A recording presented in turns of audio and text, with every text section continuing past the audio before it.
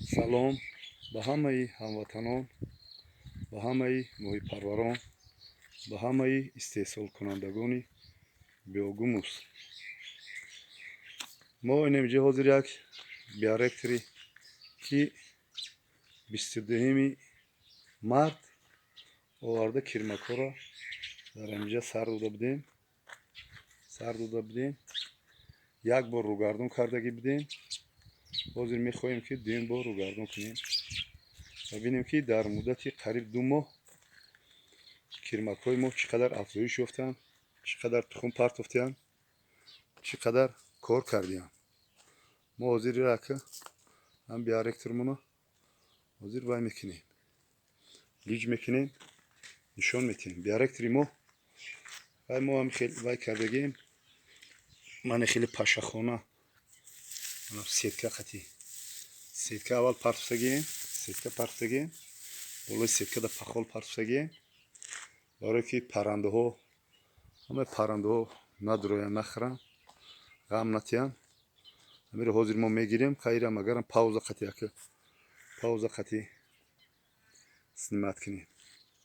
حاضر داموش بو نشون میتیم انشالله. انا برادرو بیارکتر حاضر ما بالوش پا گیزه لیچ کردیم. من لیچ کردیم بالوش. من ای پخال بالوش من ای گفتی که این متد خطی گرفتیم. خیلی توب داده کرپا رو جر کرده گرفتیم. من ای همش من این توتوی سبز شدگی من دیدی خیلی نش زدیم سبز شدیم. و بیارکتر سبز شدیم، تو سبز شدیم، کدو سبز شدیم، من سبز شدیم. مادیم انا که حاضر ما وای کسیم بیارکتر چپا کسیم چپا کنی. ماشاءالله من مهنتی 2 ماهی قریب 2 ماه میشه. همه تو سبز شدیم. تو رو نگاه خیلی خیلی سبز شدیم. من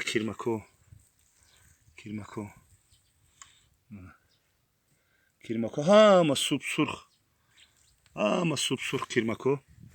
من حالتی وایشونه تخمونی شونه حالتی تخمونی شونه نه که پرتو چپاکن که چپاک حالتی تخمونی شونه کرماکو ما بسیارش همی خیلی وایشیده سه عشق ورزی کیستن سوب سرخ میگه گرماکوشون نگاه که حالتی تخمونی شون. نه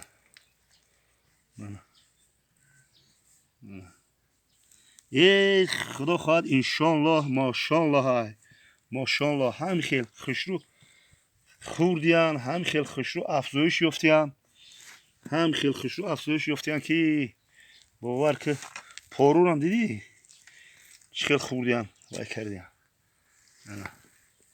حالتی کرماکو حالتی بیارکتروی ما.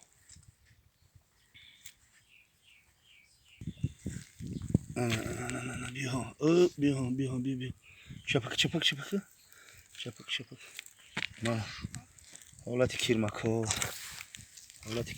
ما حالتی بیارکترو ما